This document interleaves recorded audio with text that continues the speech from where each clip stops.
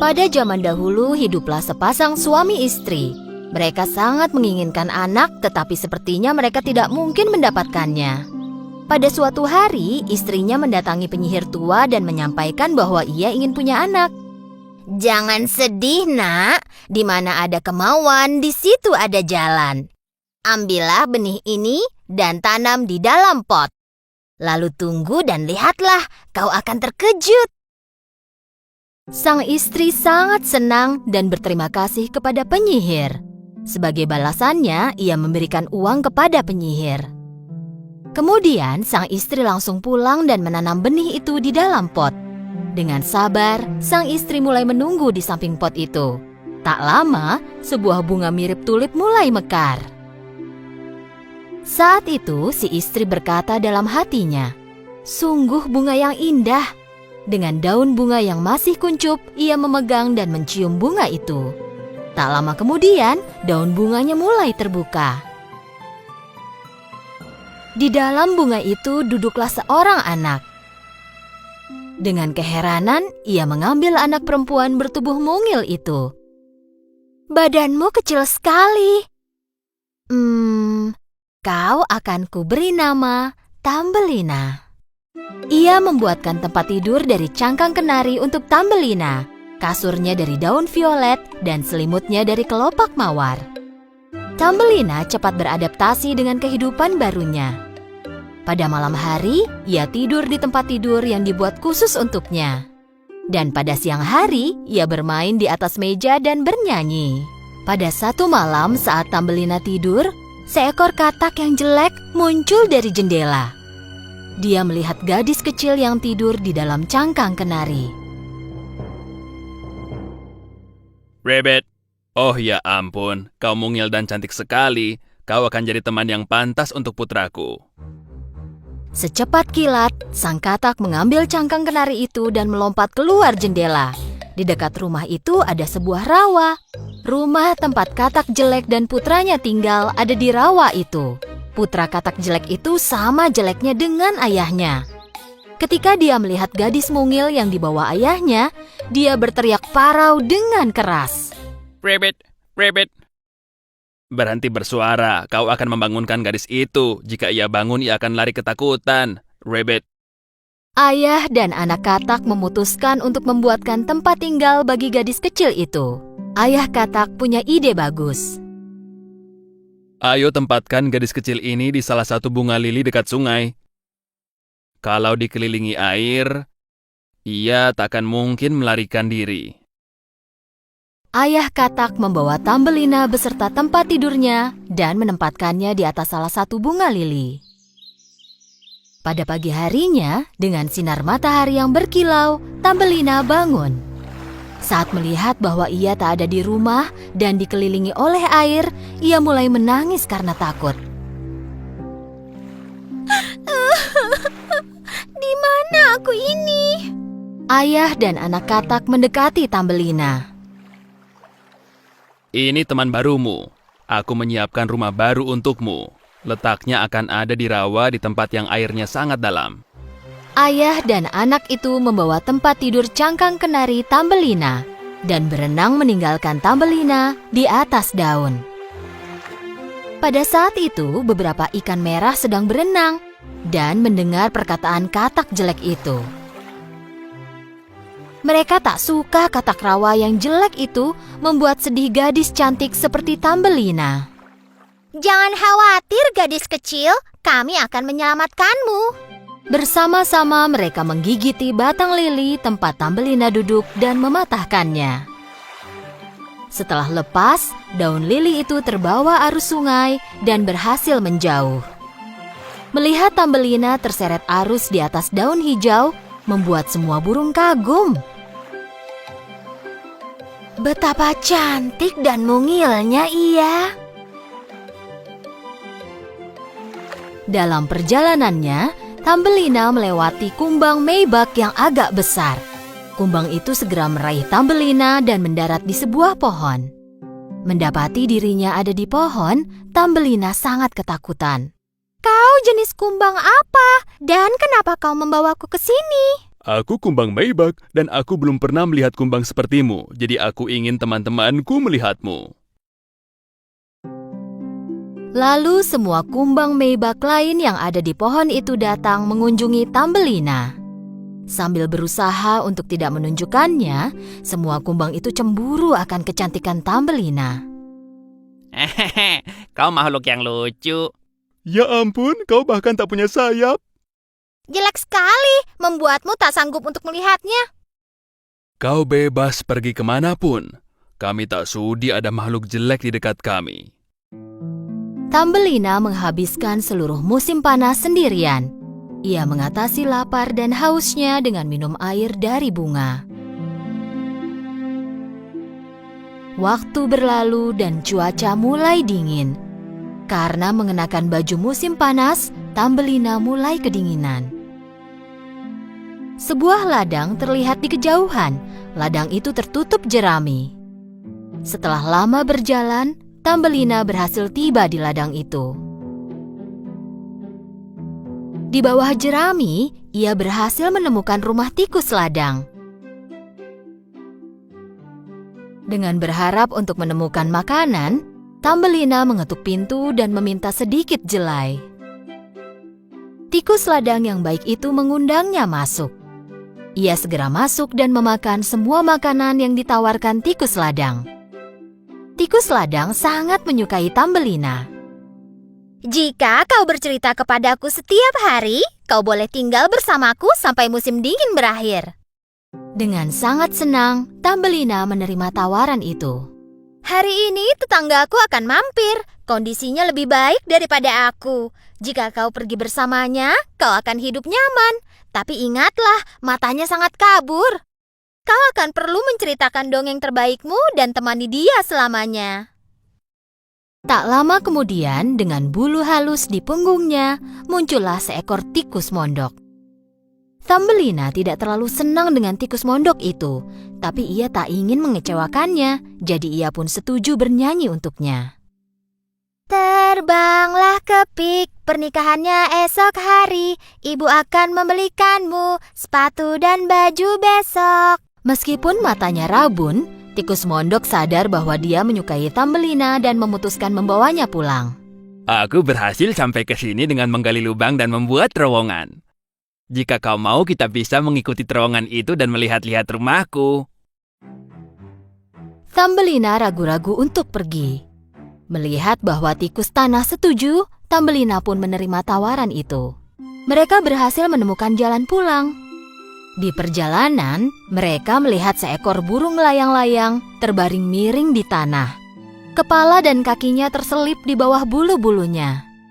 Burung ini belum ada di sini saat aku pergi. Mungkin dia jatuh melalui lubang. Thumbelina memikirkan burung-burung di hutan dan ingat mereka selalu berkicau di atasnya. Ia tak tahan melihat salah satunya terbaring seperti ini dan menjadi sangat sedih. Tanpa dilihat oleh tikus ladang atau tikus mondok, ia berpaling ke burung layang-layang itu dan menciumnya. Ini bisa jadi salah satu burung yang berkicau di musim panas. Jika benar aku berhutang kepadanya. Ayo Thumbelina, kami menunggumu. Thumbelina tak bisa tidur malam itu. Ia merajut selimut dari jerami, pergi ke koridor dan menyelimuti burung layang-layang itu. Ia membasahi daun mint yang juga selimut dan menaruh di kepala burung itu. Cepatlah sembuh burung kecil. Besoknya Thumbelina pergi melihat burung layang-layang itu dan melihat matanya terbuka.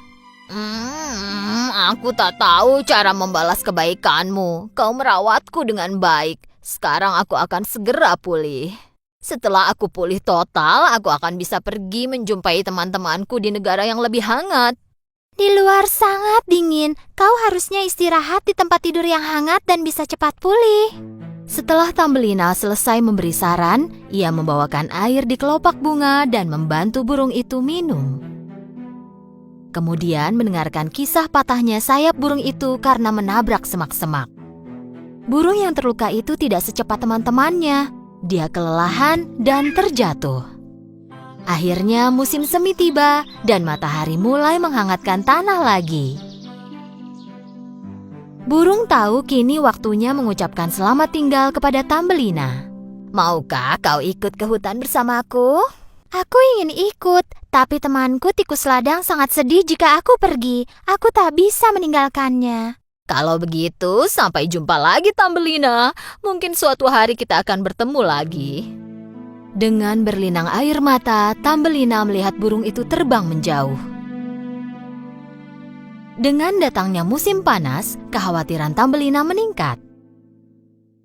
Sekarang sudah musim panas. Tikus mondok berbulu halus akan menikahimu. Kita harus menyiapkan pakaian yang indah.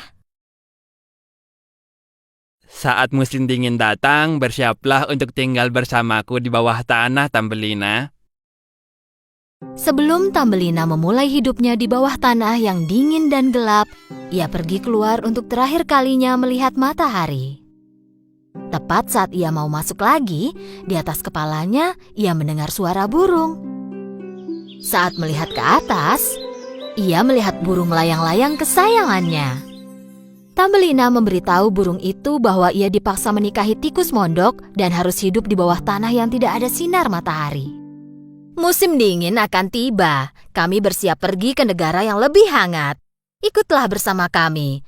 Kau pernah menyelamatkan aku. Aku ingin membalas kebaikanmu.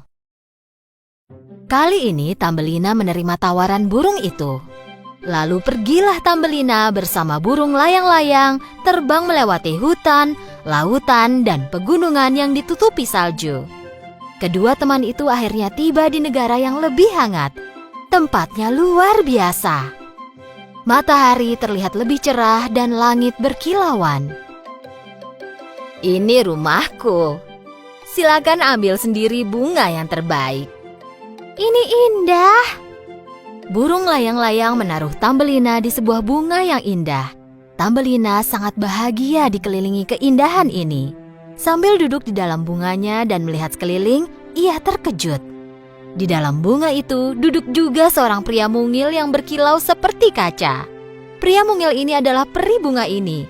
Setiap bunga punya perinya sendiri. Ia setinggi jari. Ia punya sayap berkilau di bahu dan mahkota emas di kepala. Ini pertama kalinya peri tampan itu melihat gadis cantik yang seukuran dengannya.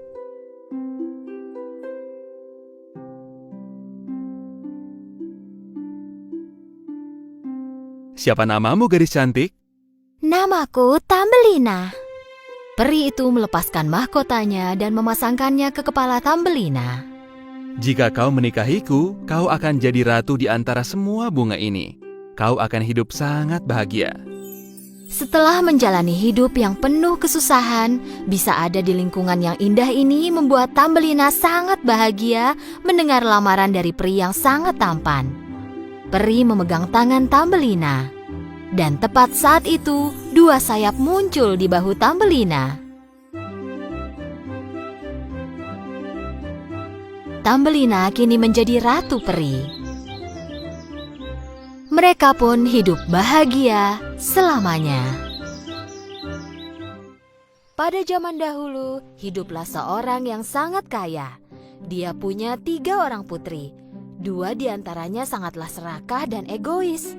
Tapi putri yang ketiga memiliki hati yang penuh kasih dan baik. Suatu hari, ayah mereka menerima kabar bahwa kapalnya tenggelam karena badai. Pria malang itu kehilangan segalanya dan hanya menyisakan rumah kecilnya yang ada di desa. 2 putrinya yang serakah tentu saja tidak senang dengan keadaan ini. Sepanjang hari mereka hanya duduk dan mengeluh. Semua pekerjaan rumah diserahkan kepada si cantik. Setelah sekian lamanya, ayah mereka mendengar bahwa salah satu kapalnya yang hilang telah berhasil tiba di pelabuhan. Dia mulai bersiap untuk segera pergi ke pelabuhan. Dan sebelum pergi, dia bertanya pada putri-putrinya. Apa yang harus kubawa untuk kalian? Gaun, sepatu, kalung, gelang. Dan kamu, cantik, apa yang kau inginkan? Setangkai mawar saja sudah cukup, ayah. Ayah mereka tiba di pelabuhan setelah berjalan jauh, tapi barang yang ada di kapal itu hilang, bahkan kapalnya pun tidak dapat digunakan lagi. Dengan sedih dan lelah, dia melanjutkan perjalanan pulang. Hari hampir gelap saat dia mencapai hutan. Hutan itu gelap dan dingin. Salju pun turun. Sang ayah menunggangi kudanya berjam-jam di atas salju.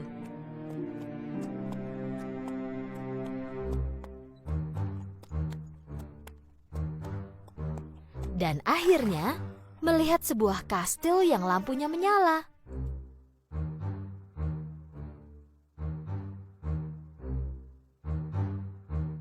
Dia masuk, berharap penghuninya dapat membantu.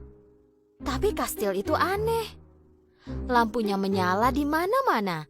Meja makan dipenuhi dengan makanan dan perapiannya pun menyala. Tapi tak terlihat seorang pun di sana. Dia memanggil-manggil tapi tak seorang pun yang menjawab.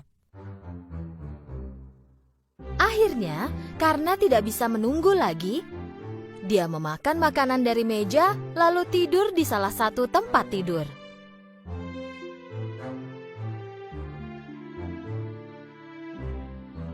Saat terbangun di pagi hari, dia menemukan pakaian baru di samping tempat tidur.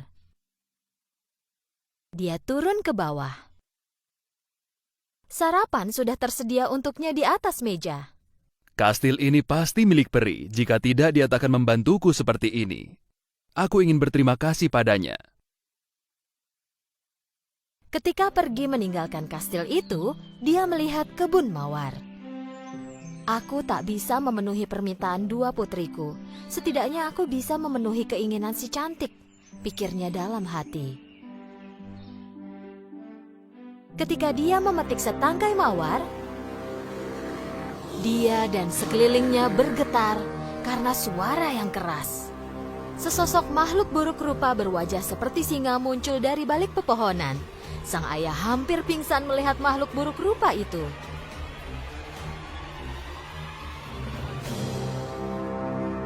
Aku menyelamatkan hidupmu, memberimu makan, memberimu pakaian baru, dan kau malah mencuri mawarku. Beginikah caramu berterima kasih? Sang ayah berlutut dan memohon kepada si buruk rupa, mengatakan bahwa dia ingin membawa setangkai mawar itu untuk putrinya. Perbuatanmu ini akan tetap dihukum. Tolong maafkan aku. Aku akan memaafkanmu dengan satu syarat. Bicaralah pada putri-putrimu. Jika salah seorang dari mereka setuju untuk tinggal di sini bersamaku, aku akan membiarkan kau hidup. Sang ayah melompat ke atas kudanya menuju rumahnya dengan sedih. Ketika tiba di rumah, kedua kakak yang serakah itu mendengarkan kisah menakutkan yang dialami ayahnya, tapi tidak mau memenuhi syarat dari si buruk rupa itu. Tapi si cantik tidak berlaku seperti kakaknya. Ayah, jika boleh, aku akan tinggal bersama si buruk rupa itu. Kedua kakaknya langsung menerima usul si cantik karena mereka pikir bahwa semua yang terjadi itu karena kesalahannya. Dengan sedih dan tak berdaya, sang ayah membawa si cantik menuju kastil itu. Ketika mereka tiba, semuanya terlihat seperti sebelumnya. Makanan tersaji di meja dan tidak ada seorang pun terlihat. Ketika mereka duduk dan mulai makan, si buruk rupa datang. Si cantik mulai gemetar, ketakutan. Karena si buruk rupa itu benar-benar menakutkan seperti cerita ayahnya. Si buruk rupa bertanya dengan suara yang lembut. Apa kau datang ke sini dengan keinginanmu sendiri? Iya. Kalau begitu, besok pagi ayahmu akan pergi dan takkan pernah kembali lagi. Saat si cantik bangun esok paginya, dia tahu bahwa ayahnya sudah pergi dan dia menemukan sarapan tersedia untuknya di atas meja. Si cantik berkeliling taman sebentar. Dia merasa sedih ketika melihat mawar. Lalu dia berkeliling kastil. Salah satu pintu penuh dengan mawar. Dia penasaran.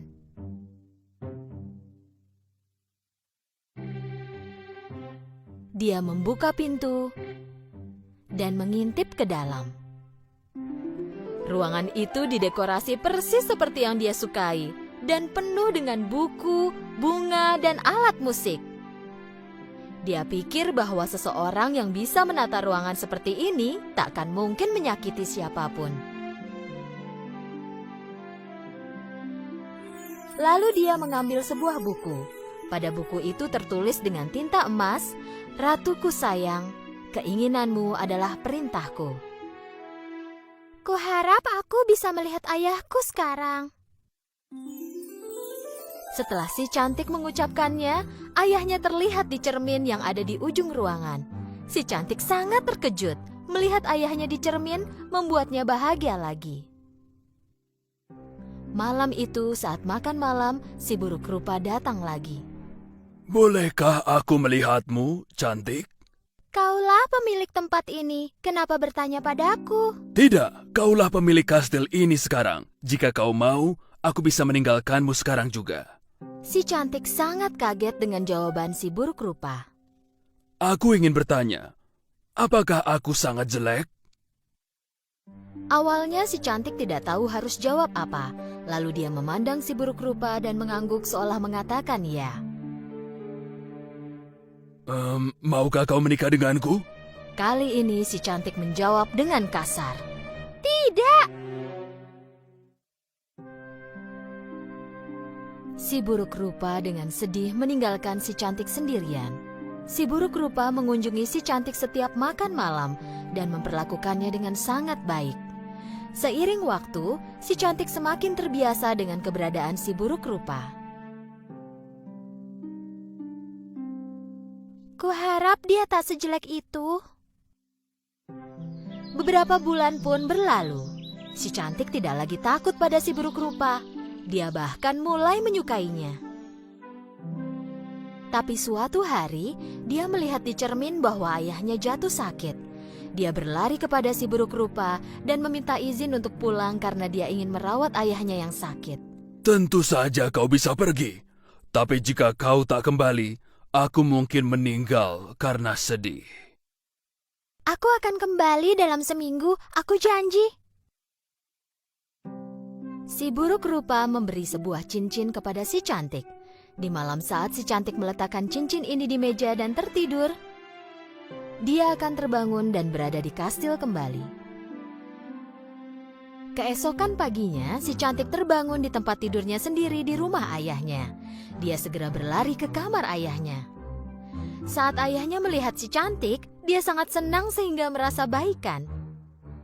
Di sore hari, kakak-kakak si cantik yang baru saja menikah datang mengunjungi ayah mereka. Ketika mereka melihat si cantik di rumah, mereka dipenuhi rasa iri dan marah. Dan mereka memutuskan untuk mempermainkan si cantik. Kita buat supaya dia tinggal seminggu lagi, biar si buruk rupa datang dan membunuhnya. Kedua kakak itu datang mendekati si cantik. Sambil menangis, mereka mengatakan bahwa mereka tidak mau berpisah lagi. Si cantik berjanji untuk tinggal seminggu lagi. Tak lama kemudian, si cantik menyadari bahwa dia merindukan si buruk rupa. Suatu hari, dia bermimpi melihat si buruk rupa tergeletak tak bernyawa di kebun kastil. Dia terbangun dipenuhi keringat dingin.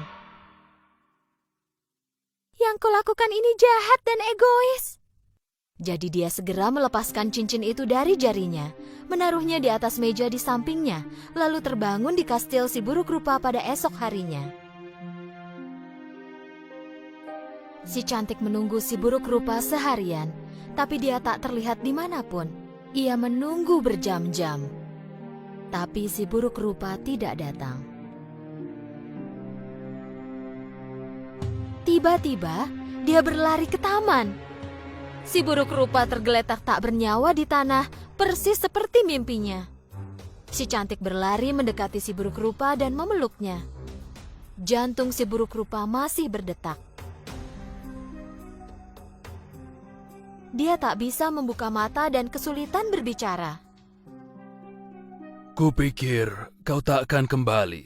Aku berhenti makan dan bersiap untuk mati. Tapi aku mencintaimu dan ingin menikah denganmu. Pada saat itu juga, sesuatu yang ajaib terjadi. Tiba-tiba kastil menjadi lebih terang dan lebih indah. Si cantik melihat sekeliling dengan tertegun lalu berpaling kembali pada si buruk rupa. Tapi di tempat si buruk rupa tadi terbaring, ada seorang pangeran muda dan tampan. Saat si cantik melihatnya, dia mulai menangis. Siapa kau? Dan kemana perginya si buruk rupa? Pangeran itu berdiri dan mulai bercerita. Akulah si buruk rupa, seorang penyihir jahat mengutukku. Dia mengubahku menjadi si buruk rupa. Jika kau tidak bilang bahwa kau ingin menikah denganku, aku pasti akan hidup sebagai si buruk rupa selamanya. Saat si cantik mendengarnya, dia senang sekali. Dengan kebaikan hatinya, dia menemukan cinta sejati. Si cantik dan pangeran menikah dan hidup bahagia selamanya.